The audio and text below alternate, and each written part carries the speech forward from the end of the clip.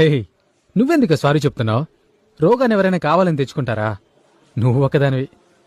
నువ్వు దేనికి డబ్బులు ఇవ్వకుండా ఒక్కో రూపాయి మిగిలిస్తున్నప్పుడు నిన్ను పిసినారి పిసినారి అని చాలా తిట్టుకున్నాను.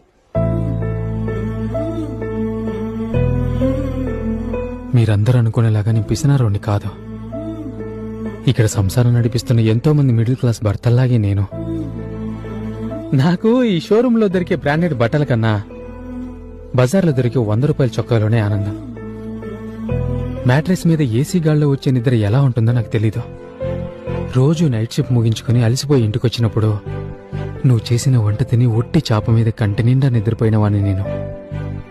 బోర్ కొట్టినప్పుడు ఏదో దేశానికి ఫ్లైట్లో వెళ్లి స్టేటస్ పెట్టే కలలేవి నేనెప్పుడూ కననే లేదు. పండక్కి పల్లె వెలుగు బస్సులో నీ పక్కన కూర్చొని ఎప్పుడో ఒకసారి ఊరికి వెళ్ళొచ్చే దాంట్లోనే ఆనందపడే చిన్న బతుకునాదే. ఆ గూడు ఇవ్వాలో